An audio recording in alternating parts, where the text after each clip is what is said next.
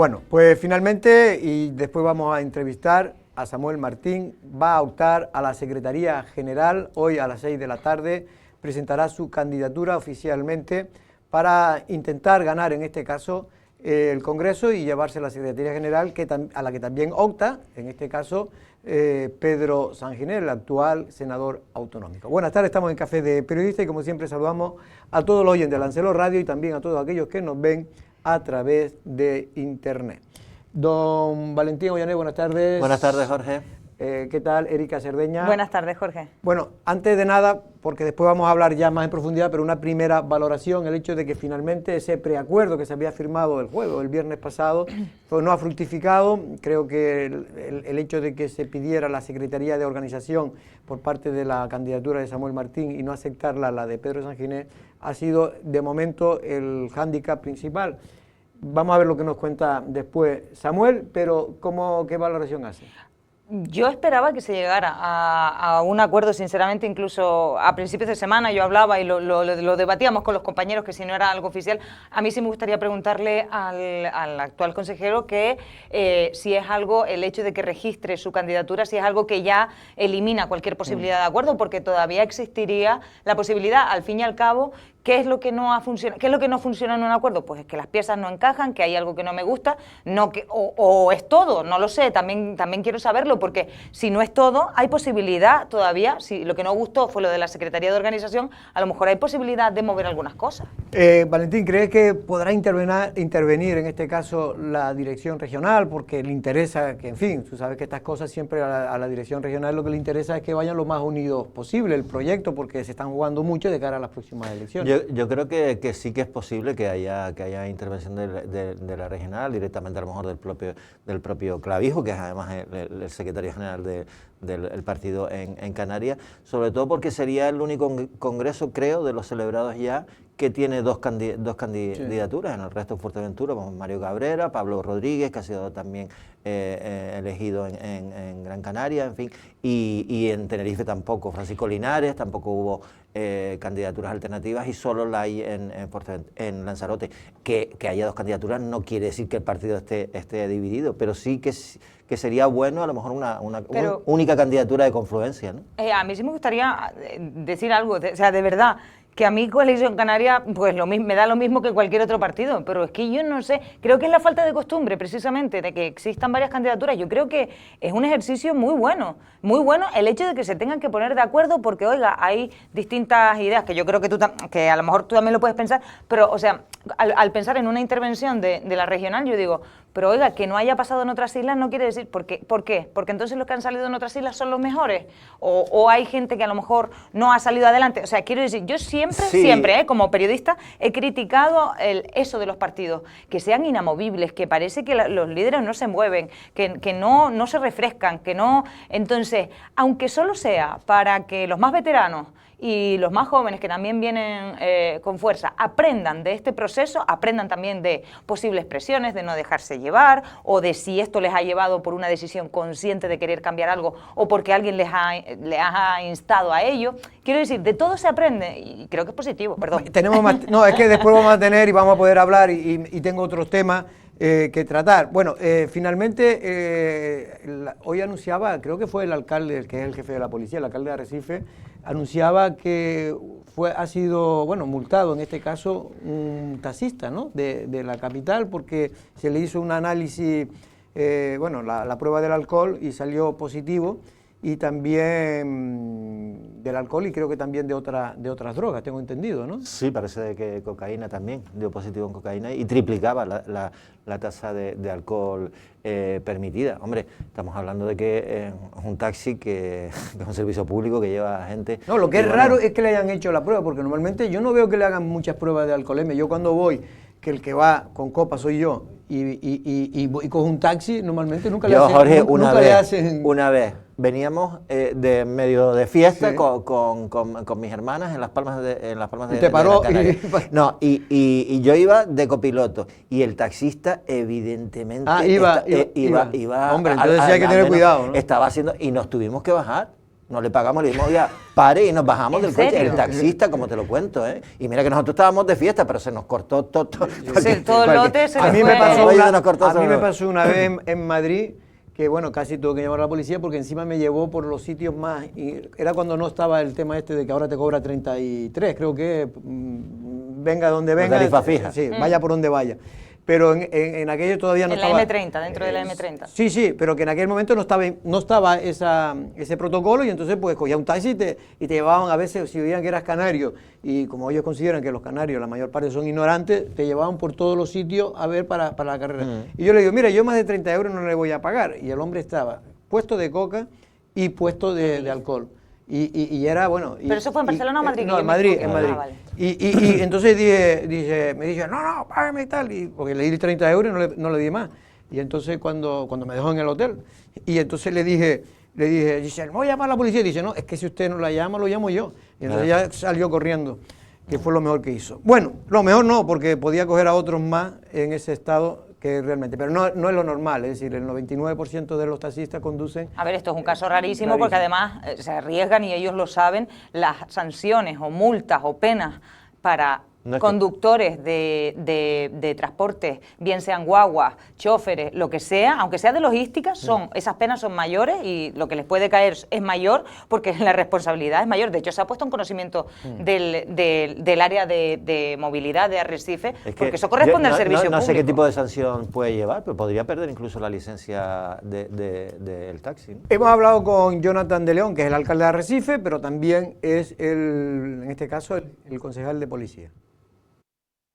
He recibido varias llamadas de usuarios del sector del taxi en el que nos alertaban de que posiblemente se podría estar conduciendo bajo los efectos del alcohol y de estupefacientes, y así fue. La policía local organizó un operativo en el que se detectaba a una persona que tenía una tasa de alcoholemia de 0,46, que estaba bajo el consumo de estupefacientes, y bueno, se denunciaba con 6 puntos y 1.000 euros por los estupefacientes y 6 puntos y 1.000 euros también por la tasa de alcoholemia, y le da traslado a la Concejalía de Movilidad y Transporte para que instruya a lo correspondiente, teniendo en cuenta de que al final está incumpliendo el reglamento del taxi de forma grave y por lo tanto se instruirá el correspondiente expediente.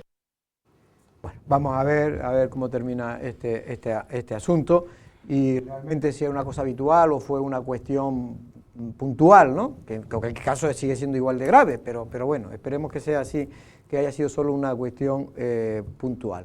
No, y una cosa importante sí. que ha dicho Jorge, es que claro, no es que sea un control rutinario que le haga la policía precisamente al taxi, sino que fueron los usuarios que cogieron ese taxi que dijeron, bueno, entre otras cosas pues estaría oliendo alcohol, lo que sea, sí. O hizo alguna maniobra peligrosa, los que denunciaron a la policía, y por eso se ha abierto el expediente informativo este. Pues sí. Bueno, los medios británicos se han hecho eco de la manifestación que tuvo lugar el pasado domingo en contra del turismo. No en contra del turismo, porque ellos dicen que no es en contra del turismo, sino contra el modelo turístico, el desarrollo que ha tenido.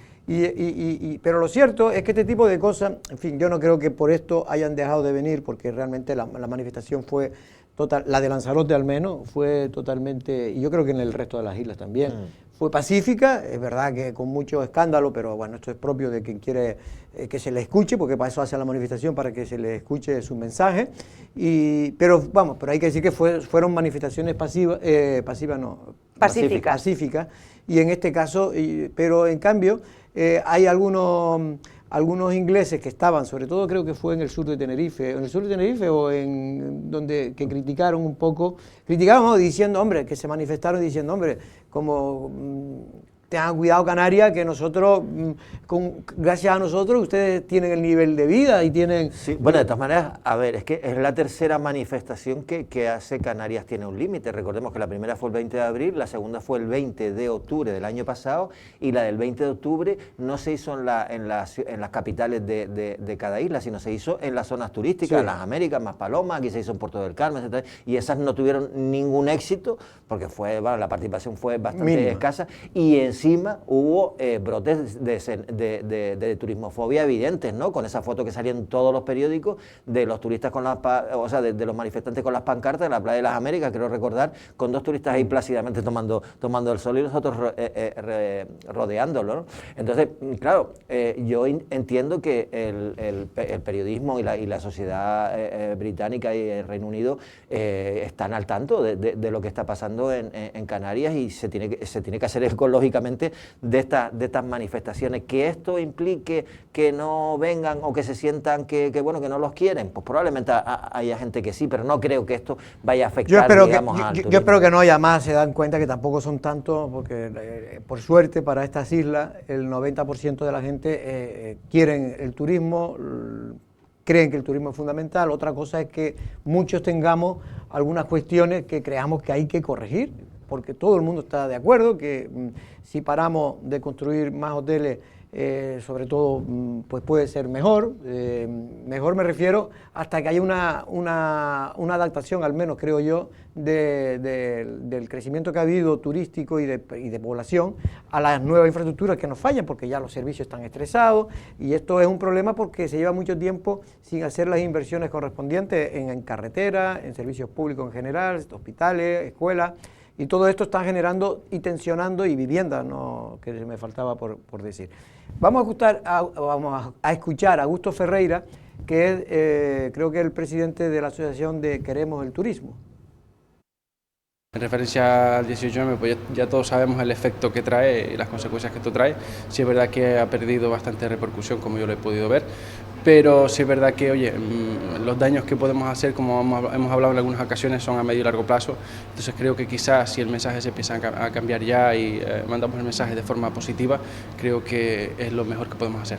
Nosotros un poco salimos a arreglar las pintadas y dimos un repasito por la isla, fuimos a algunos puntos que creíamos que había alguna pintada, alguna sábana, algunas cosas que no deberían estar ahí. Lo único que hicimos fue reunir un equipito pequeño e ir a restaurarlo, nada más. No fue en plan hacer daño a nadie ni molestar a nadie, simplemente, oye, dejar las cosas como tienen que estar. Yo lo que creo es que hay que tener mucho diálogo. Quiero decir, nosotros podemos hablar de trabajar en un modelo turístico mejor, pero para eso hay que trabajar todos juntos, hay que hablar, hay que dialogar, hay que diseñar, hay que proyectar, hay que hacer un montón de cosas que hay detrás que, oye, si no las haces previamente, es quejarte para nada. Entonces, oye, nos juntamos, la gente que sabe de esto, profesionales del sector turístico, y trabajemos todos en la misma dirección. Bueno, yo lo único que digo es que yo creo que se enfoca mal por algunos cuando se pone el foco solo en el turismo. Es decir, el turismo es lo que nos está salvando a Canarias, porque aunque digan que podemos tener otras alternativas de vida, económica, se ha intentado en 20 ocasiones y en 20 ocasiones ha fracasado. Lo que tenemos que cuidar el turismo, hacerlo más sostenible y evitar que los efectos no deseados de un crecimiento poblacional que también se deriva de la propia industria turística, pues no genere los menos problemas posibles. Pero para eso yo soy de los que creo que tenemos que ponernos al día también en inversiones públicas que no se han hecho. Es que me está dando la sensación de que a río revuelto ganancia de pescadores, unos ganan clics, otros publicando noticias más o menos sensacionalistas, diciendo cosas que no son, cuando todas las manifestaciones fueron pacíficas. Algunos partidos políticos, como si no hubiesen estado en el gobierno. Y mi pregunta es la siguiente, tanto que, o sea, nadie lo vio venir, porque nosotros le pagamos un sueldo a los políticos y dentro de las instituciones para que vean. En los años 60, 70, 80 se transformó completamente Canarias y gracias al turismo salimos. Pero estamos en 2025 y las cosas son diferentes. No existían las redes sociales en aquella época. Las redes sociales que han sido todo un fenómeno, por ejemplo, para la presión de espacios naturales, protegidos y no protegidos. Entonces, como han ido cambiando las cosas, nadie lo vio venir. Nadie lo vio venir como para establecer un coto al crecimiento poblacional, para seguir construyendo vivienda y no parar y caer en picado. Y que no me vengan con el tema de la pandemia, porque entonces ya me erizo. Han pasado muchos años, desde los años 70 y 80. Yo no rechazo, evidentemente, o sea, yo abrazo lo que ocurrió, porque gracias a eso hemos tenido el desarrollo que tenemos. Probablemente yo haya podido estudiar mi carrera universitaria gracias a que pues, se dio toda esa transformación. justificación, porque a lo mejor mis antepasados eran pobres. A lo que voy es, ¿vale? Pero yo en 2025 no puedo seguir pensando ni dirigiendo políticamente las directrices. Yo creo que ahora los gobiernos sí que se están sentando a hablar cosas dificilísimas. Yo sé, yo vi los carteles de la gente cuando salió a la calle. Ley de residencia ya. Es que Clavijo está haciendo, a Clavijo le dan el cartel que él lo lleva para Bruselas, que es básicamente lo que está haciendo, es básicamente lo que ha venido haciendo. Entonces yo sí veo movimientos, son lentos.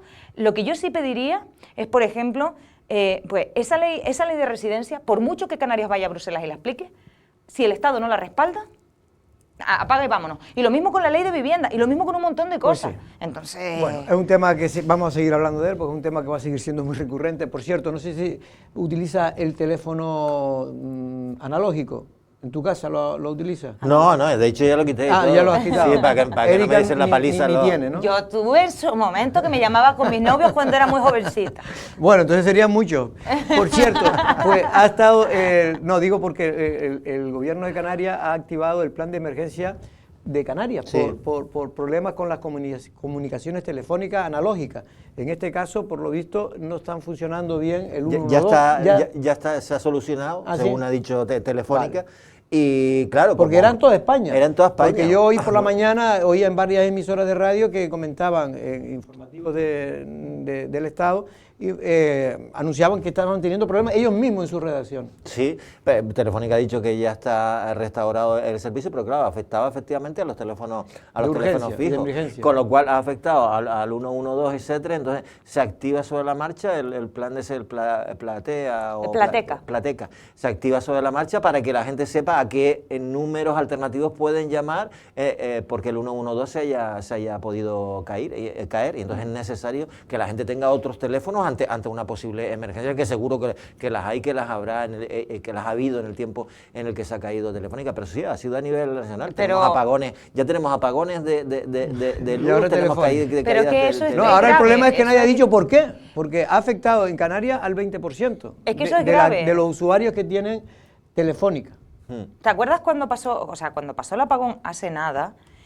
Todos nos llevamos la mano a la cabeza en el sentido de que se cayó en Península. Afortunadamente en Canarias no nos quedamos sin luz, pero sí nos quedamos sin telecomunicaciones y afectó también a las emergencias. A mí esto ya me tengo la mosca detrás de la oreja con el decir, cónchale, pues es que es verdad que estamos súper conectados o hiperconectados y de unas maneras que si se nos escapa algo tan básico como las emergencias, que entiendo que el problema está en la recepción, o sea, en que un usuario pueda llamar a emergencias, ¿no?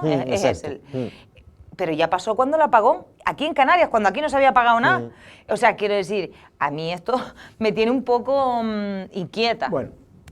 Yo creo que hay que averiguar qué está pasando con este tipo de cosas, porque ahora, bueno, no tampoco, sobre todo afectó creo que a los teléfonos analógicos. Inquieta sin alarma, sí, que tampoco quiero ser alarmista. No, y los teléfonos analógicos, por suerte o por desgracia, ya no lo utiliza prácticamente nadie, ¿no? Yo en mi casa lo tengo de decoración, y lo tengo porque el propio contrato que tengo con Telefónica me lo da. Pero lo puedes quitar, tú lo puedes desenchufar y no pasa absolutamente, te lo van a seguir cobrando. Aparte que ahí yo solo llamo, lo utilizo yo mismo para llamarme a mí mismo, para encontrar el teléfono a mi móvil para encontrar el teléfono cuando lo pierdo. Esa es la realidad. Qué bueno. No cojo el teléfono porque nada más que llaman ahí las compañías, sobre todo cuando estás echando la siesta a las 3:30, 4 de la tarde, es cuando te llaman, porque sabes que estás en tu casa. Yo digo, estos tíos tienen ojo. Ya te llaman al móvil, ya, que también es lo... No, ahora al móvil, pero también, todavía insisten también en lo analógico. Tú como no los tienes, pues no lo sabes, pero yo que lo tengo, sí. Pero quítalo, a las 3:30, 4. Es de género bobo. Sí, mantenerlo. El dejarlo porque sabiendo que te van a llamar pero a la hora de la después cuando siesta. pierdo el móvil, ¿cómo lo encuentro? ¿Cómo te encuentras? Bueno, por cierto, que ayer por la tarde, noche, se conocía una noticia de alcance nacional, yo personalmente creo que exageradamente, en relación a un cargo público, como en este caso estamos hablando y lo estamos viendo en imágenes, al que es vicepresidente del Parlamento de Canarias, en este caso el señor Matos, Gustavo Matos, que fue presidente del Parlamento de Canarias también, es un hombre muy cercano a Pedro Sánchez, porque él fue el que de alguna manera creó la candidatura de Pedro Sánchez en Canarias, fue el que hizo la plancha para apoyar, cuando nadie apoyaba a Pedro Sánchez, él era de los que pocos que lo aprobaron, que lo apoyaron, que en este caso le tocó la lotería, porque claro, todo lo demás que ahora dice que son sanchistas, y ahí veíamos algunos que eran susanistas y ahora son sanchistas plenamente, pero esto es así, ocurre en todos los partidos. Pero bueno, en este caso, para Valentín, lo han querido señalar como intermediario, que ha intermediado, en este caso con el que se considera o está acusado presuntamente de traficante de drogas, un empresario de Tenerife, pero que es un señor libanés que lleva desde principios de los años 80 en Tenerife, que tiene negocios entre otros de cannabis. De cannabis me refiero Club de cannabis. Club de cannabis que son legales. Pero al parecer, según las investigaciones, podría estar utilizándose también para la venta ilegal de drogas, de otras drogas, no solo del cannabis.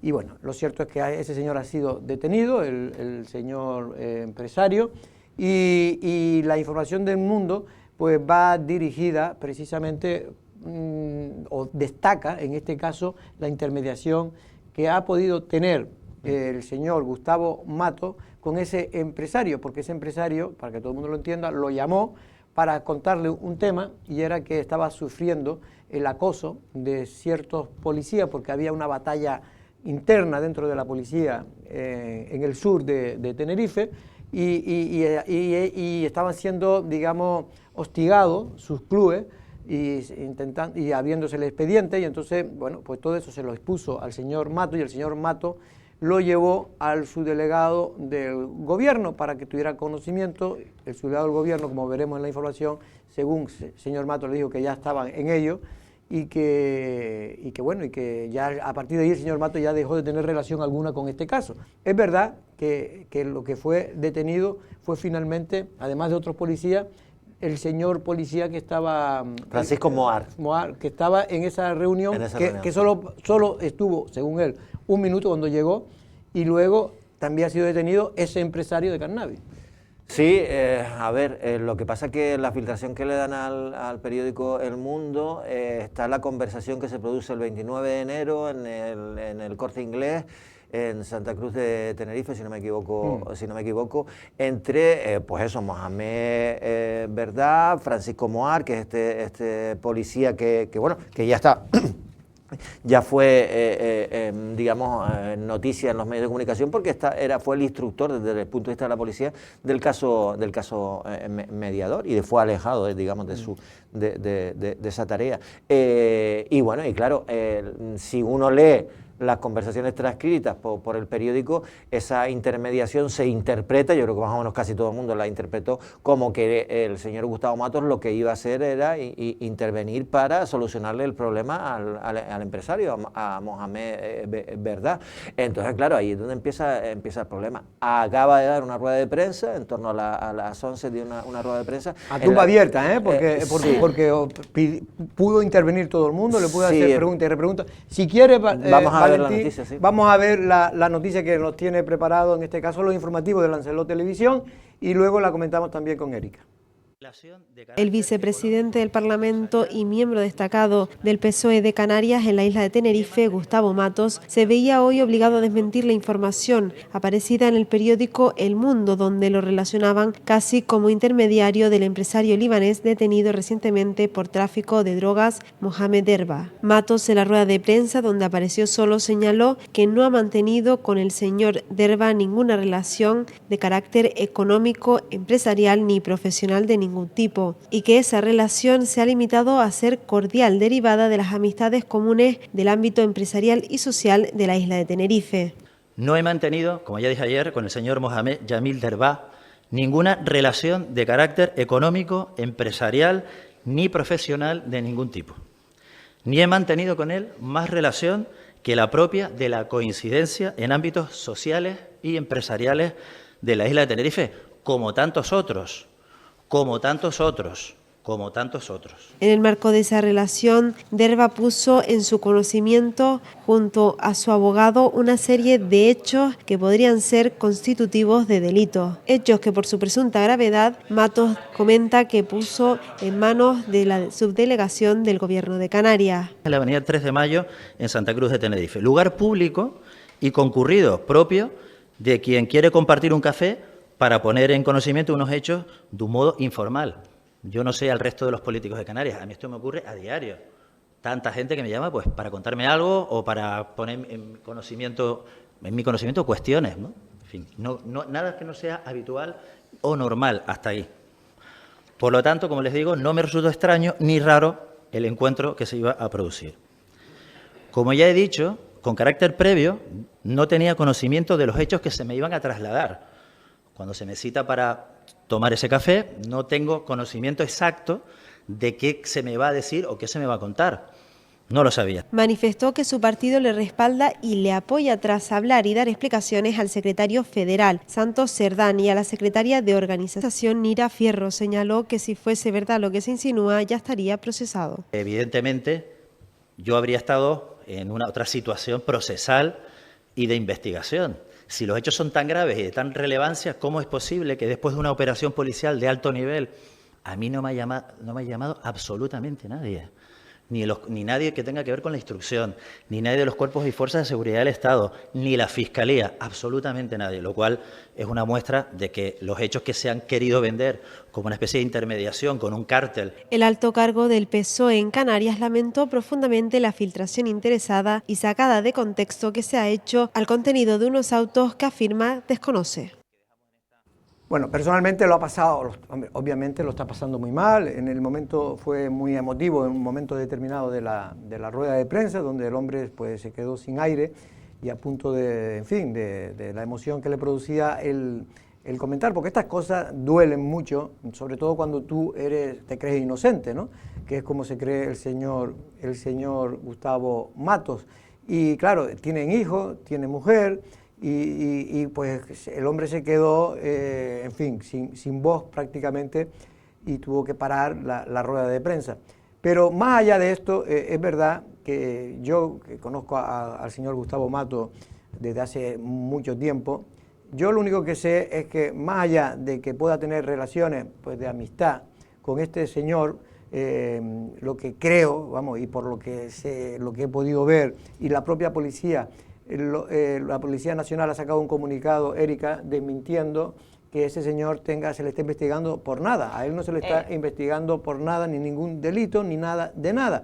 Y por lo tanto puede parecer que efectivamente puede equivocarse, entre comillas, el tener amigos no deseados o no deseables. Pero amistades peligrosas. Peligrosas. A ver, esto lo hemos comentado también en otras ocasiones. Creo que como representantes públicos, los ciudadanos también esperamos que los políticos se reúnan con mucha gente y que, por ejemplo, nos reciban. Si yo le pido a alguno de los alcaldes de esta isla o a alguien, oiga, tengamos o no una relación cordial, que es lo que ha dicho Matos que tenía con este señor, pues yo espero que me reciban, aunque sea de forma informal, a ver si... Y luego él puso, que es lo que manifestó en la rueda de prensa, a mí me quedan dudas después de la rueda de prensa, como es lógico y normal, pero también es verdad, y lo comentábamos esta mañana en el programa, que el resto de las informaciones que fueron saliendo, con sus vinculaciones, con esto de su historial, ¿no? Con el PSOE aquí en Canarias y tal, a mí esto me parece irrelevante. Lo veo relevante para alguien que no sepa quién es Gustavo Matos, que la gran mayoría del país, a nivel de península... Claro, pero tú lees la información ayer del Mundo y ¿cuál es la impresión? Eres de Madrid y ¿qué te dice? Mira, otro más del PSOE que está vinculado, tanto a hablar ellos y está vinculado a un grupo mafioso, porque es lo que se interpreta, ¿no? Y es un súper amigo de Pedro Sánchez. Es encima súper amigo de Pedro Sánchez. Es que yo creo que ahí fue donde Gustavo Matos, que además expresó en la rueda de prensa, y esto... quiero decir, yo es que no voy a entrar en una cosa que no está ni judicializada, porque este señor no tiene ni imputación ni nada. O sea, a lo que voy es que él decía, oye, que mi hijo hoy no quería ir al colegio, oye, que... y cuando le explicaban, y el hombre se quedaba, dice, es que este titular a nivel nacional no hay quien lo levante. O sea... No, y que ya la gente va a creer que... Claro, por eso pidió que hiciéramos una reflexión. A veces es una reflexión que tenemos que hacer mucho, y los periodistas. Es verdad que cuando ocurre del lado contrario, cuando ocurre al Partido Popular o ocurría a Fernando Clavijo, yo recuerdo medios de izquierda que eran realmente día tras día tratando de cargarse la honorabilidad del que hoy es presidente del gobierno de Canarias, a Fernando Clavijo.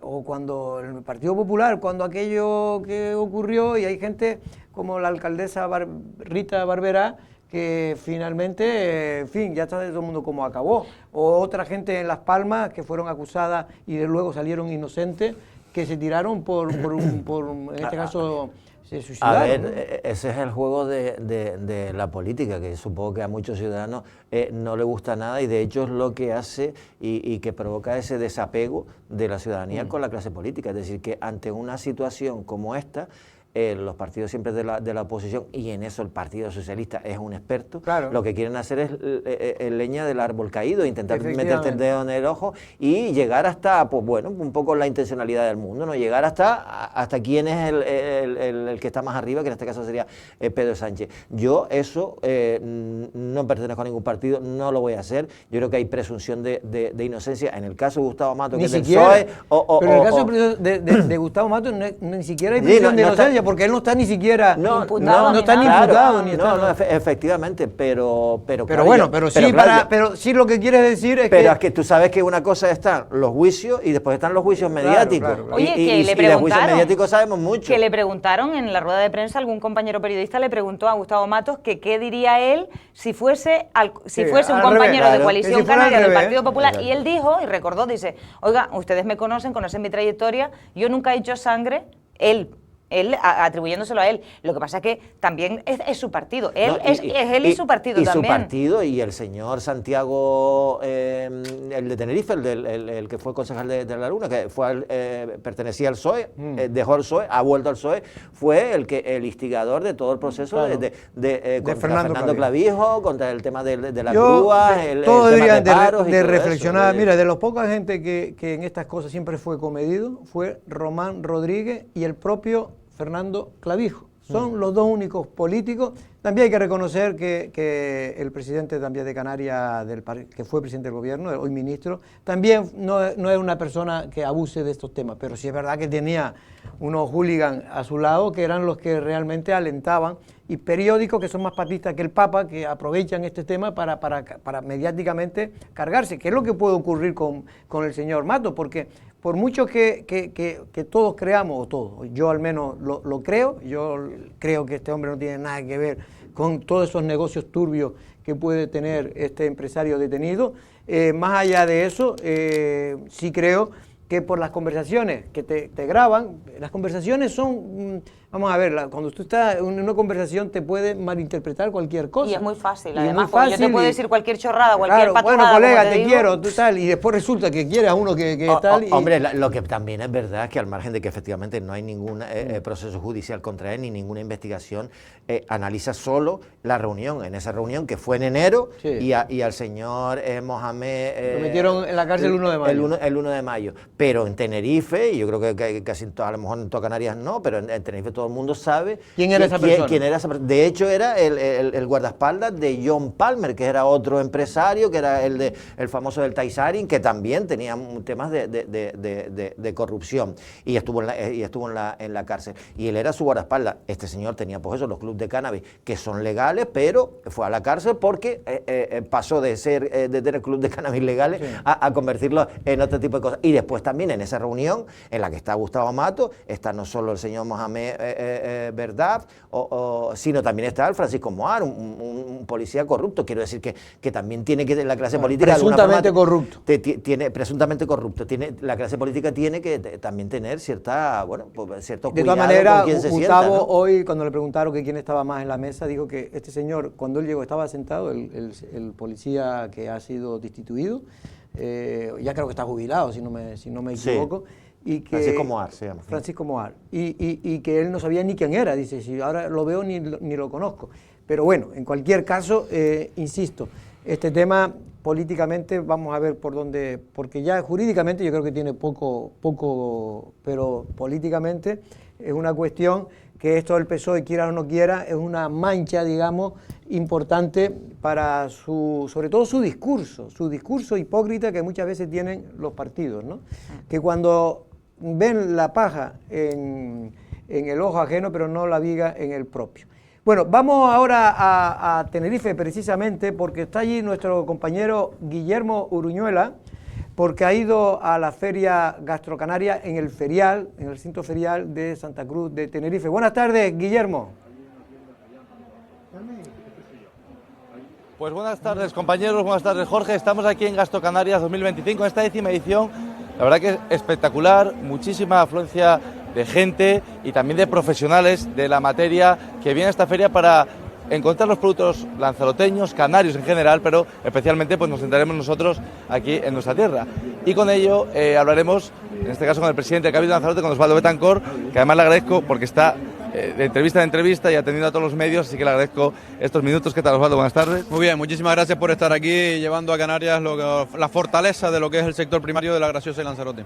Presi, ¿qué le está pareciendo esta 10ª edición de Gastrocanarias y por qué es importante para Lanzarote? Bueno, es importante porque donde esté un sector que mueve la economía y sobre todo de forma transversal tiene que estar Lanzarote. En este momento aquí estamos representando, como digo, nuestra fortaleza, pero estamos representando una cadena de valor que genera puestos de trabajo, que genera empleo y que genera oportunidades en la isla de Lanzarote y la Graciosa. No en vano el 83% del repetidor lo hace a través de la gastronomía, no en vano en este momento hay un relevo generacional que está viendo ya al sector primario como una oportunidad de negocio y en definitiva yo creo que el Cabildo Insular de Lanzarote tiene que impulsar esta y todas las medidas necesarias para que este sector no desaparezca y exista ese relevo generacional.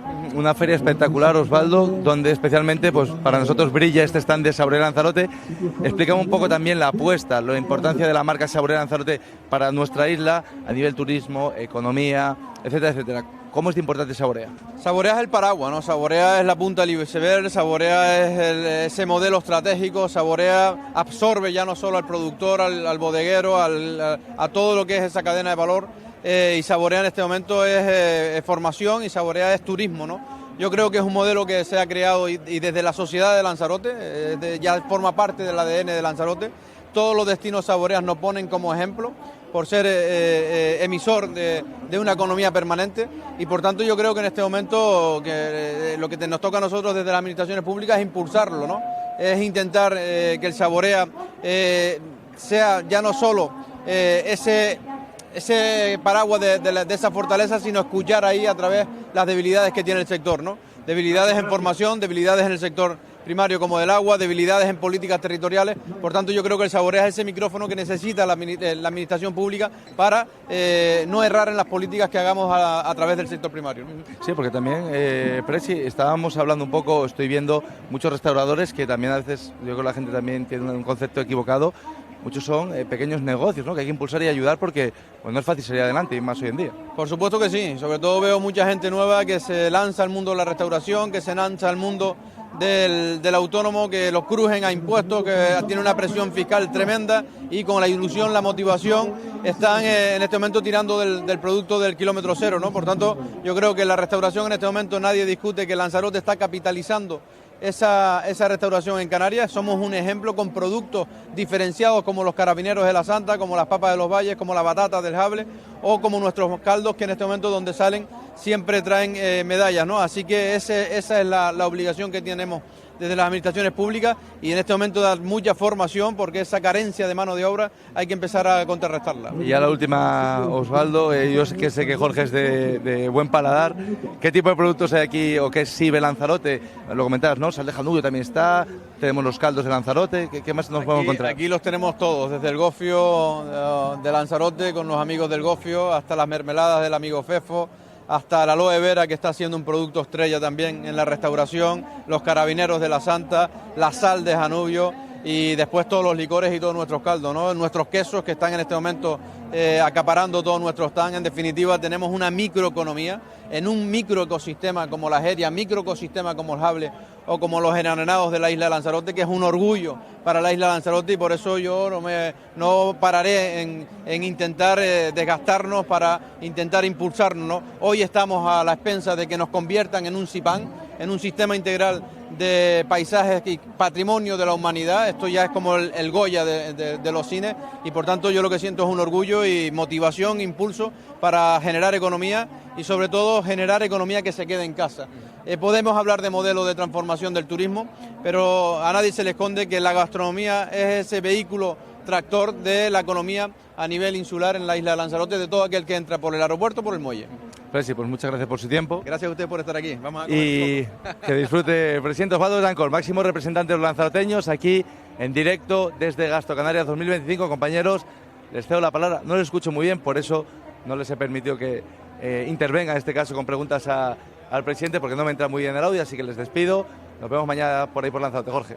Venga, Guillermo, pues un abrazo y buen trabajo. En cualquier caso también es que hay lo que se llama, en fin, el intervalo que no nos llega muy... El retardo que nos llega, es muy amplio y entonces no hemos querido entrar. Bueno, pues nos vamos a tener que ir a la entrevista que tenemos ahora con Samuel Martín, porque llevamos ya muy apurado de tiempo. Samuel Martín, con el que vamos a hablar precisamente de Coalición Canaria, porque, como dije al principio, ya va a presentar hoy a las 6 su candidatura oficialmente para ser el secretario general de Coalición Canaria, si finalmente así lo deciden los votantes. También tendrá que ganarle a Pedro Sanginés.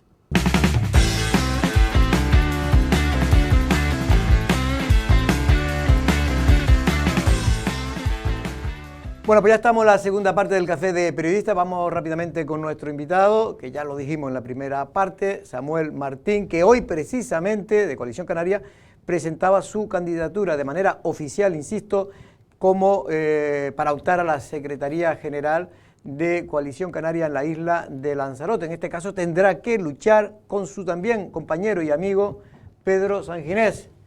Don Samuel, ¿cómo está usted? Muy buenas tardes, muy bien. ¿Siguen siendo amigos? Seguimos siendo amigos. Seguimos hablando, yo creo que más que nunca en esta semana. Bueno, lo digo lo de siendo amigos porque ustedes habían llegado a un preacuerdo que usted firmó, creo que fue el viernes pasado o el jueves pasado, no recuerdo bien. Es verdad que tenía que ser, digamos, avalado por el resto de los que ustedes tienen y los que apoyan su candidatura, pero ciertamente al final no se pudo alcanzar ese acuerdo. Sí, al final, como bien dice Jorge, nos sentamos los dos candidatos de ambas planchas, tanto Pedro como yo, participamos en intentar llegar a un consenso que tenía que ser avalado por las dos planchas, y en este caso, cuando lo traslado al equipo, el equipo entendía de que no era el mejor acuerdo que podíamos llegar a alcanzar, por lo tanto así lo hemos trasladado. Seguimos hablando, seguimos negociando, seguimos tomando decisiones de cuáles, porque al final esto se trata de cuál es el mejor proyecto de Coalición Canaria para los próximos 3 años, y ahí estamos. Si no, pues al final las urnas el próximo sábado decidirán, ¿no?, al final entre las dos candidaturas que se han presentado. Esta tarde a las 6 de la tarde, una vez que abran las puertas a la sede, ya tengo la cita para registrar la candidatura, y por lo tanto ya es una realidad de que oficialmente hay dos candidatos. ¿Un cuánto vale? Un 25% vamos a registrar hoy. Un 25%, que es, ¿cuánto es el máximo? El mínimo, perdón. El mínimo que te piden los estatutos es un 20% de los compromisarios. Hay que dejar claro que esto no son el 20% no es de los afiliados de Coalición Canaria. Lo que se ha elegido son 255 compromisarios y lo que se pide es el 20% de esos compromisarios. ¿De esos 255? De esos 255. Creo que al final se quedó en 248 compromisarios el Congreso este próximo sábado. ¿Qué número más o menos, para después hacer la información, el número cuánto es? Estamos hablando de que el 25% viene siendo casi 70 avales. ¿La candidatura de Pedro parte con cierta ventaja? Sí, parte con cierta ventaja. Sí, es verdad que nosotros al final entramos en tiempo de descuento, como se suele decir, a presentar esta candidatura. Cuando nos enterábamos aquel jueves de que la compañera Migdalia y Echede y Eugenio no querían continuar al frente de la organización de Coalición Canaria en Lanzarote, todos habíamos apostado porque ellos continuaran, si no era Migdalia que fuera Echede y el secretario insular de la organización, y cuando nos enteramos en ese momento, ese jueves, de que no se iba a producir eso, esa misma tarde Pedro lanzaba la nota de prensa donde presentaba su candidatura y nosotros lo hacíamos el viernes, y como digo, ya entramos casi en tiempo de descuento, ya que el compañero venía trabajando, ¿no?, la posibilidad de que si no hubiera alguna candidatura entre Migdalia y Echede, él pudiera encabezar esta candidatura que casi ha hecho. Buenas tardes, consejero. El hecho de presentar oficialmente ya la candidatura lo debemos interpretar como que no se va a consolidar, digamos, una sola opción que englobe a las dos candidaturas. No, no cierra ninguna puerta, como digo, hasta el próximo sábado. Nosotros, lo que nos dicen los estatutos de Coalición Canaria es que tenemos que presentar una candidatura con un 20% de los avales del Congreso. Hay que presentarla 48 horas antes del Congreso. El Congreso es este sábado. Nosotros la hemos querido presentar también para formalizar ya esta candidatura de cara a lo que es la organización del partido, porque también es verdad que hasta ahora el compañero Pedro había oficializado su candidatura, nosotros no lo habíamos hecho, y también eso es entendible que tengamos que oficializar la candidatura para poder también seguir hablando de ciertos acuerdos que se puedan dar antes del sábado. Y como digo, si no se dan esos acuerdos, pues el sábado habría una votación y el día 25 seguiremos todos trabajando por Coalición Canaria. Muy buenas tardes, consejero. ¿Qué tendría que pasar? Es decir, ¿puede ser más específico en cómo tendría que quedar una posible candidatura unificada? Porque ha dicho que el principio de acuerdo que alcanzaron la semana pasada no fue ratificado o avalado por las personas que a usted le han mostrado su apoyo, pero me imagino que eso también lo tendrán hablado. Oiga, este no nos satisface, este principio de acuerdo, busquemos otro, y usted acaba de decir que siguen las conversaciones. ¿Qué se tendría que dar? ¿Podemos hablar de nombres? ¿Puede usted ser más específico en cómo tendría que ser esa plancha para que ese acuerdo pudiera ser algo que ustedes valoraran como positivo?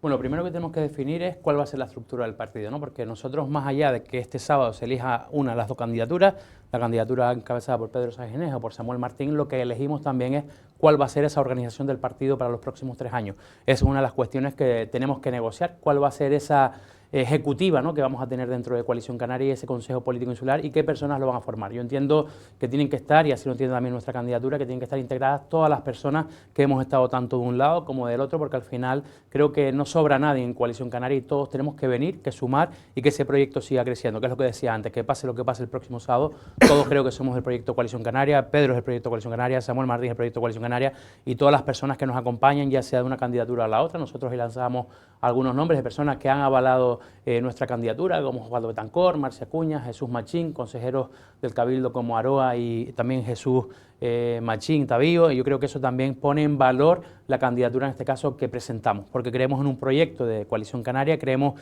en un proyecto que hemos estado trabajando, y ya adelantamos algo hoy con los comités locales de la isla de Lanzarote, aquellos que hemos visitado, los que nos queda por visitar, que también es importante porque al final esto ha servido para algo. Tengo que decir que hayan dos candidaturas ha servido para abrir un diálogo interno dentro del partido, diálogo que a lo mejor no se da en otros partidos, diálogo que no se ha dado en otros momentos cuando solo ha habido una candidatura, ese diálogo de estar visitando a los afiliados y afiliadas en cada uno de los municipios, de contar cuál es el proyecto que tenemos, y al final yo creo que todos vamos a coincidir en el mismo proyecto, que el proyecto final, como decía antes, es Coalición Canaria, La Graciosa y Lanzarote, ¿no? Si finalmente, porque veo que todavía hay un resquicio de posibilidades de acuerdo, por lo que le escucho, le ofrece la Secretaría de Organización, que creo que ha sido el nudo gordiano, al menos para usted y algunos de su candidatura, ¿habría todavía posibilidad de acuerdo? Aparte de la vicesecretaría que se crearía nueva como segundo hombre, que sería usted el segundo de esa candidatura. Bueno, nosotros en este momento hemos decidido que en este caso Jorge sea Jesús Machín, alcalde de Tinajo y presidente de honor de Coalición Canaria, quien está negociando por nuestra parte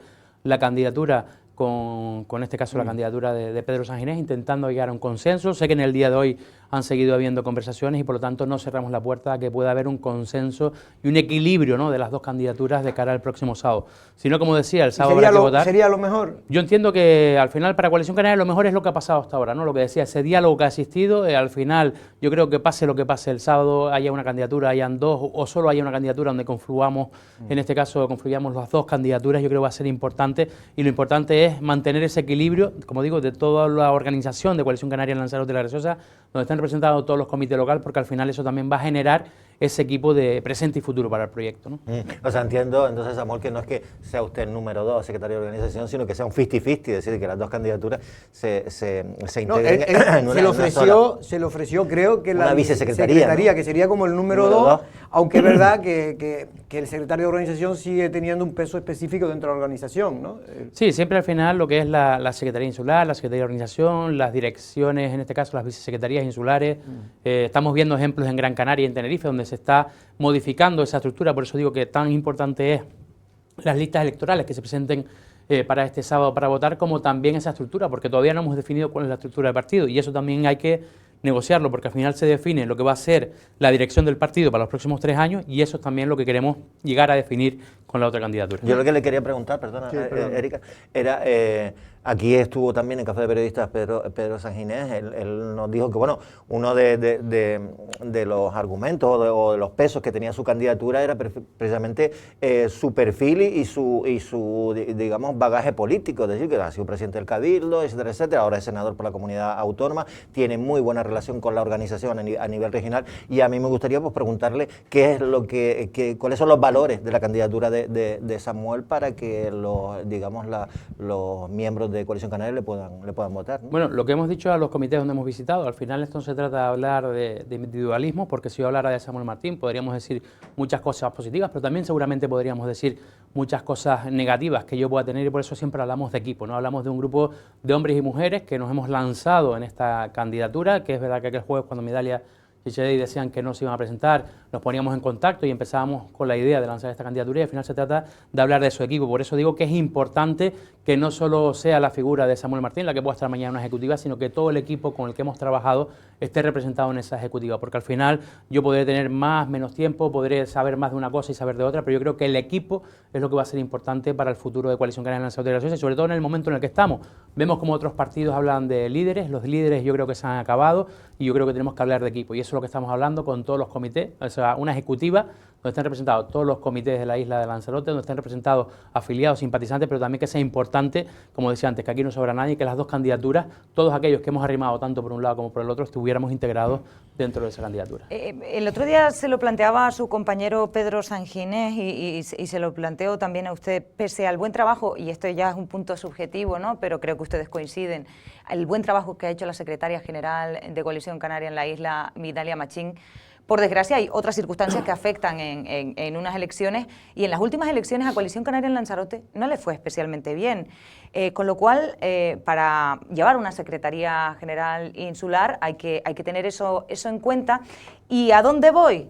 A que si usted y su candidatura, la que encabeza, tienen claro, y su equipo, ¿cuál es el votante de Coalición Canaria en Lanzarote? ¿Y por qué digo esto? Aparte de por los resultados de las últimas elecciones, por otros datos que son significativos. El crecimiento poblacional que hemos tenido en Canarias y en concreto en Lanzarote nos habla de personas que vienen de fuera, personas de península, personas de otros países, y lo mismo para Coalición Canaria ha sido relativamente sencillo trasladar el proyecto nacionalista a la gente, digamos, de aquí de toda la vida, pero tienen ese reto, y no sé si tienen claro cuál es el votante a día de hoy en Lanzarote. El antídoto y cómo enamorarlo, sí, cómo enamorarlo. Claro, por eso es importante, como decía antes, no solo las candidaturas que se han presentado, nosotros llevamos dos cuestiones muy importantes a lo que es el Congreso del próximo día 24. Uno es la estructura del partido, lo que es el reglamento orgánico del partido de Coalición Canaria en Lanzarote de la Graciosa. Tenemos una base, que es lo que se ha aprobado en el Congreso Nacional de Coalición Canaria, pero tenemos que hacer nuestra también cuál es nuestra estructura de partido y hacia dónde queremos llegar, que en este caso tenemos que buscar todo eso. También tenemos una ponencia ideológica, una ponencia donde se dice cuál es el presente y el futuro, hacia dónde queremos caminar, hacia todas esas líneas que estás comentando. Yo creo que eso es importante también. Tenemos claro que el proyecto Coalición Canaria tiene que ser un proyecto integrador, no es un proyecto solo para los que aquí nacimos, sino es un proyecto para los que aquí nacimos, pero también para los que aquí vivimos, ¿no?, que se sientan representados en ese proyecto de Coalición Canaria, ese nacionalismo que no solo es del que aquí nació. Entonces, yo creo que eso es importante transmitirlo también, de tenerlo claro en los estatutos, de tenerlo claro también en ese programa que vamos a tener para Coalición Canaria para los próximos 3 años, y sobre todo lo vemos, ¿no?, cuando vemos tanto al compañero Pedro Sanginés, cuando vemos a la diputada de Coalición Canaria en el Congreso y vemos lo que son capaces de conseguir para Canarias, eso es lo que tenemos que trasladar, ¿no?, a los votantes de Coalición Canaria, a los votantes de Lanzarote, y por supuesto, si hacemos esa reflexión, todos lo sabemos, ¿no?, que aquel día electoral a la 1 de la mañana es cuando se revierte la situación en la isla de Lanzarote, y gracias a esos 69 votos que sacamos de más en relación al Partido Socialista en el Cabildo de Lanzarote, nos ha dado la posibilidad de que hoy gobernemos en el Cabildo, gobernemos en Arrecife y gobernemos en Teguise. De la otra candidatura, la de Pedro Sanginés, algunos consideran que a usted lo han lanzado, que usted es realmente un hombre de partido, un hombre que siempre está a la buena y a la madura, pero que fue otra gente como Jesús Machín, Osvaldo, Marci y otros que fueron los que le animaron para que se presentara. ¿Eso es cierto? Bueno, la verdad que te diría, Jorge, que es mentira que no diga eso, porque para lanzarte a una candidatura tienes que contar con apoyos, ¿no? Y al final esas llamadas, esos mensajes de apoyo de gente que confía en ti, pues yo creo que es importante. Yo creo que los hemos tenido tanto yo como los ha tenido Pedro Sanginés, porque si no, no nos lanzaríamos ninguno de los dos a este debate que estamos teniendo en Canarias. Lo que quiero decir es que usted no tenía pensado presentarse, que fueron ellos los que le animaron a que se presentara, lo que quería decir. Si no se, bueno, me entendió. Fueron ellos, fueron otros compañeros de Coalición Canaria, afiliados de Coalición Canaria que te llaman y que te dicen, pues ha sido el momento. Si es verdad que en este caso no es un partido que nuestra elección el próximo día, como digo, se hace por compromisarios, cada compromisario los elige cada comité local y no es que los puedan elegir todos los afiliados, pero sí es verdad que al final el apoyo de la gente, no solo de cargos públicos de Coalición Canaria como los que has nombrado, sino también de muchísima gente del partido que te anima, que te presentes, que te animas a que, aunque no puedan votar el próximo día 24, te animan a que te presentes, pues eso es lo que ha hecho que hoy tengamos una candidatura, en este caso encabezada por mí. Pero como digo, al final no se trata de la persona que encabece la candidatura, sino se trata de los equipos de hombres y mujeres que tenemos cada uno detrás, y al final eso es lo que importa del proyecto. Y luego hablan otros de que hay una tercera vía, que sería porque Osvaldo, que ha sido el más votado en estas últimas elecciones, es el presidente del Cabildo, no podría ser la persona que fuera el secretario general de la organización. Bueno, yo creo que en este caso Osvaldo directamente se ha descartado de estar en esa vía, es una de las personas que apoya la candidatura en la que represento, y yo creo que es importante también ese apoyo porque, como bien dice, al final se salvaron los muebles, como decíamos antes, no en esas últimas elecciones, y eso también es un apoyo importante. Es verdad que en este Congreso cada compromisario es un voto, no son los votos que tenemos de las elecciones generales, de las elecciones insulares o de las elecciones locales, pero sí es verdad que contar con ciertos apoyos, como es el del compañero Marci Acuña, que yo he crecido una persona de partido, con la que he crecido también dentro de Coalición Canaria, también te anima, Jorge, en este caso, a que diéramos ese paso, porque sabía las personas que te pueden respaldar. Sí es verdad que en este caso, como digo, podíamos haber llegado mucho antes a jugar este partido y a lo mejor la situación sería muy diferente con el tema de los avales, pero yo creo que también que el próximo sábado la gente que va a ir a votar, una cosa son los avales y otra cosa es el voto, y al final yo creo lo que se trata también de sumar todo. No sé si me puede aclarar, han hablado de unos 248 compromisarios, finalmente han quedado más o menos. Creo que sí, sí. ¿Ellos son los que votan, quiero decir, son los que votan el sábado o votan un mayor número de solo gente? Votan los compromisarios. Los mismos que han dado los avales, que no tienen por qué coincidir aval con voto, claro, pero son los mismos. ¿Y quién eligen los compromisarios? Cada comité local, o sea, cada comité local a lo largo del tiempo, desde que se convoca el Congreso, se hace un reglamento, se dice cuántos compromisarios le tocan a cada municipio. Creo que recordar que es por el número de votos locales, el número de votos insulares, el número de afiliados y el número de población. Y en eso te toca una relación donde se dividen esos 255 compromisarios que se decidieron para el Congreso. Entonces, cada organización local, más la Isla La Graciosa y los jóvenes, tienen su número de compromisarios y cada uno de ellos elige a sus propios compromisarios. Se había elegido, es verdad, que antes de que se supiera que Migdalia y Echedei no iban a seguir en el frente de Coalición Canaria, y esas son las personas que avalan y las personas que votan también el próximo día 24. Venga, última pregunta si quieres sobre esto, porque me gustaría aprovechar que está aquí también para algo de medio ambiente. Sí, no, yo quería preguntar que cuando estuvo Pedro Sanginés aquí, que fue recién anunció su candidatura, habló de eso, de que tenía, pues bueno, 156 creo, avales, que decíamos nosotros que era un número bastante considerable, pero ya hemos visto que los avales no significa que también te apoyen. Hablemos un poco de números en ese aspecto, Samuel. Quiero decir, ¿cómo están los comités ahora mismo divididos en cuanto a la candidatura? Porque usted pertenece al comité local de Arrecife, y el comité local de Arrecife es el que va a decidir probablemente de un lado o de otro. Tiene 69 compromisarios. ¿Cómo está? ¿Cómo ve su comité? ¿Ve que la balanza se puede inclinar por un otro lado, y el resto de comités cómo los ve? Bueno, en este caso yo hay que decirlo, y es claro, el comité local de Arrecife ha avalado la candidatura de Pedro Sanginés, ya lo anunciaban ellos también en su momento. En este caso, por ejemplo, el comité local de Tinajo, es verdad que son muchos menos, pero casi que el 100%, porque en este caso la compañera Migdalia Machín, que es de Tinajo, no ha querido avalar ninguna candidatura. Como secretaria insular, yo creo que es una estrategia interesante, porque al final ella se tiene que mantener al margen hasta el próximo sábado, que ejercerá su voto en una de las dos candidaturas o no, pero por lo menos se ha mantenido al margen de todo el proceso, porque es lo que tocaba. En este caso yo cuento, por ejemplo, con el 100%, sin contar a Migdalia, de los avales en el municipio de Tinajo. Es verdad que otros municipios se han dividido, Pedro en algunos municipios tiene muchos más avales, en este caso la candidatura que ellos encabezan que los que puedo tener yo, pero en este caso nosotros hemos presentado una candidatura hoy, como digo, la registraremos a las 6 de la tarde, ya lo hemos anunciado, en la que tenemos representantes y avales de todos y cada uno de los comités locales de la isla, de los jóvenes nacionalistas de Lanzarote y también de la Isla La Graciosa. Bueno, ya veremos ahora que sea, si finalmente no se alcanza un acuerdo antes del sábado, pues bueno, serán las urnas de Coalición Canaria internas las que decidan cuál debe ser la dirección para los próximos 4 años, si no me equivoco. 3 años. 3 años. Me gustaría que ya hablar de otros temas. Usted es consejero de Medio Ambiente. El otro día se celebraba una manifestación en Canarias, en Lanzarote también, en relación con el crecimiento poblacional, los problemas que está trayendo un crecimiento para ellos no deseado del turismo, en fin, la falta de vivienda, todo este tema. Pero en la manifestación se acusaba, aquí en Lanzarote al menos, yo no sé si en otro, Valentín, lo has visto en otro sitio, pero en Lanzarote se acusaba, aparte que estaba presente pues el PSOE, estaba presente, en fin, lo que se llama la izquierda de Lanzarote, estaban acusando a Coalición Canaria de ser el gran culpable de este crecimiento, en este caso en negativo, de Lanzarote.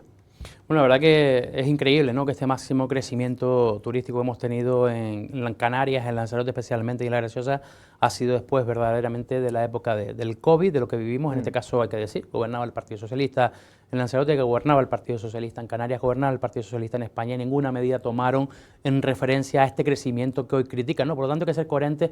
Yo creo que este tipo de cuestiones que son muy buenas para la sociedad, antes hablábamos de la discrepancia dentro de partidos, del diálogo, también se tienen que dar en la sociedad, y al final está en esta base, ¿no? En las manifestaciones no se pueden politizar, porque al final lo que ha hecho el Partido Socialista es politizar una manifestación ciudadana, que lo que parece que son ellos los que están ahí. Sobre todo ver imágenes políticas del Partido Socialista que representan a municipios turísticos como es el Ayuntamiento de Tías, la localidad de Tías. Veíamos a las dos personas que representan al grupo de gobierno, tanto el concejal en su momento que se presentó por Podemos como el alcalde de Tías del Partido Socialista. La verdad que te llama la atención, ¿no?, cuando ellos están aprobando planes de modernización, están aprobando planes de crecimiento turístico en su municipio. Verlo en una manifestación en contra del turismo, la verdad que te desencaja, ¿no? No sabes qué decir tampoco en esa situación. Por lo tanto, yo creo que el Partido Socialista debería hacer una reflexión interna antes de salir a la opinión pública a hablar de ciertas cuestiones, cuando ellos son los primeros defensores en los municipios donde gobiernan de ese crecimiento turístico que ellos llaman. En este caso tenemos que decir claro, se intentó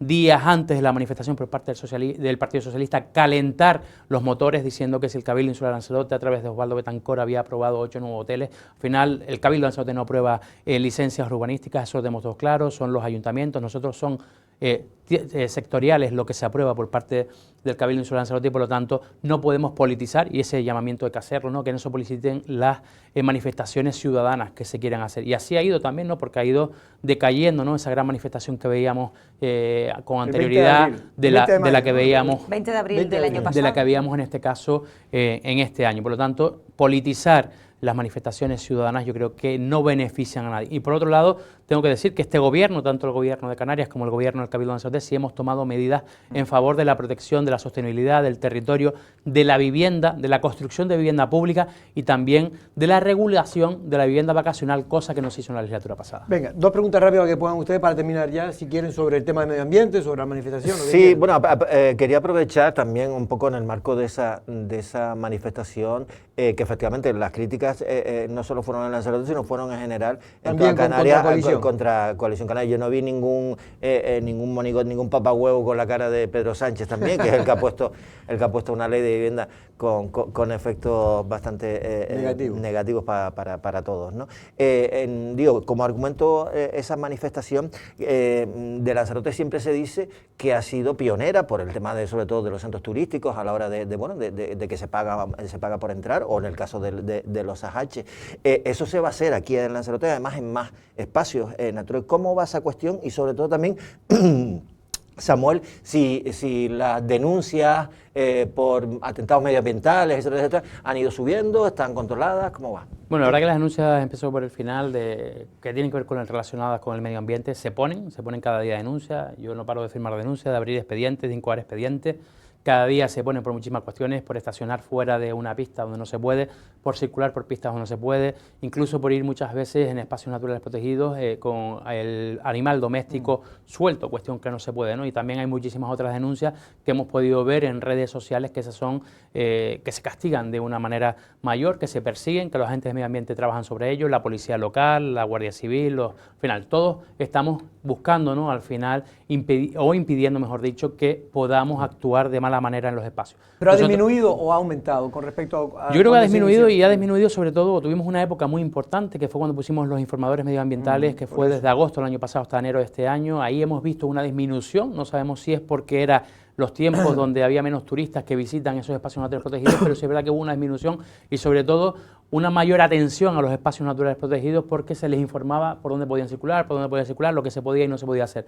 Por lo tanto, ese proyecto lo seguimos teniendo ahí, hicimos esa prueba piloto, tenemos muchísimos datos para volver a poner en marcha ese proyecto y espero que pueda ser una realidad lo antes posible. Estamos con los procedimientos administrativos, que desgraciadamente son muy lentos en este sentido, y también con la prueba piloto que hicimos en Semana Santa, gracias al Ayuntamiento de Tinajo, que fueron las guaguas lanzaderas en Mancha Blanca para visitar el Parque Natural de los Volcanes. Yo creo que esa experiencia fue muy buena, tenemos los datos, sobre todo la cantidad de vehículos que se sacaron de esos espacios naturales protegidos, y eso también está ahora mismo en ese proceso de licitar todo ese gran proyecto que vamos a tener. Ahora se ha retirado, eso se ha retirado, las guaguas. Claro, eso fue un proyecto piloto, Jorge, en este caso, que duró 15 días, empezamos Semana Santa y estuvieron hasta la semana siguiente, tenemos todos los datos de la utilización de cada una de las guaguas, al final pasamos casi que en el Volcán del Cuervo de tener una afluencia, unas 1000 y pico personas diarias, a cerrar esa afluencia a 300 personas que eran informadas del espacio al que iban a visitar, por lo tanto, reducir toda esa cantidad de coches, reducir toda esa cantidad de personas, y al final esto también se trata de ser en eso, de ser pioneros como hemos sido con los centros de arte, cultura y turismo, como hemos sido con los AHs, también llevarlo a estas zonas de la isla de Lanzarote, al final ese beneficio que no va a ser solo un beneficio económico, porque no debería haber beneficio económico, pero sí va a haber un beneficio sostenible y un beneficio medioambiental para la isla de Lanzarote. Y que esto es lo que yo digo, que cuando hay problemas, porque es verdad que cuando hay un crecimiento muchas veces de medidas, lo que hay que hacer es tomar medidas, que era lo que no pasaba en anteriores gobiernos, que no se tomaban medidas. Ahora ustedes al menos están tomando medidas, ya se verán si finalmente, como me parece, a mí lo de los informadores turísticos me parece estupendo, y no por meter multa, que yo no soy de los que creo que hay que meter multa, muchas veces los turistas están despistados, no saben, no conocen la idiosincrasia. Es mejor informar. La idiosincrasia a veces propia de los lugares. Por ignorancia. Claro, por ignorancia. Mucho, y después otro, pues bueno, porque aquello que tú dices, lo de internet, lo de las redes sociales. Yo le iba a preguntar al consejero, porque ha mencionado... Pero rápido, porque nos queda un minuto. Sí, creo que es súper positivo lo del Volcán del Cuervo y demás, pero y en otros espacios que a lo mejor no cuentan con ese nivel de protección, también hay presión, que es una de las cosas que denunciaban los manifestantes. Pongo el ejemplo de las grietas. Intervenciones que se puedan hacer, cuestiones con las que se pueda controlar esa presión al medio ambiente. Pues las grietas, sé que hay un estudio que se encargó por parte del Ayuntamiento de Tía, estamos pendientes de recibir ese estudio para sentarnos con ellos y buscar cuál es la mejor manera de regular las zonas grietas, de si se pueden o no se pueden visitar, de qué manera se pueden visitar o qué manera no se pueden visitar. Porque para terminar yo creo que tenemos que tener una cosa clara, esto no se trata de prohibir, se trata de regular, porque al final todo en esta vida se trata de eso, porque cuando prohibimos es peor, porque lo vemos en los espacios naturales protegidos, que ponemos carteles de prohibición, de prohibido pasar y no pasa, y siguen pasando por esa zona. Por lo tanto, lo que queremos de la Consejería de Medio Ambiente al final es regular los espacios naturales protegidos, que se puedan seguir disfrutando con una carga aceptable para que, como siempre digo, que la huella que dejemos hoy no sea la huella del futuro. Pues Samuel Martín, en este caso es consejero de Medio Ambiente del Cabildo de Lanzarote, muchas gracias por estar aquí, y también lo hemos llamado porque hoy oficialmente se ha oficializado, valga la redundancia, su candidatura para convertirse en el próximo secretario general. Para eso tendrá que ganarle a la candidatura de Pedro Sanginés, pero eso será el sábado si antes no se llega a un acuerdo. Muchas gracias por estar aquí, Muy buenas tardes. hasta otra ocasión, y esperemos que el lunes o el martes, que jueguen, que sea usted o sea Pedro, pues puedan venir por aquí en fin, a manifestar lo que consideren conveniente. Nos vemos. Déjame decir una cosa, por favor, porque el consejero, al menos como padre, es inteligente. Ha dicho, aquí no se trata de prohibir, se trata de regular. Mira cómo lo sabe, que cuando se lo prohíba van a ir ahí derechito. Gracias, Jorge. Efectivamente. Valentín, muchas gracias. Saludos, Jorge. Nosotros no es una amenaza, pero mañana miércoles estamos aquí a la misma hora. Buenas tardes.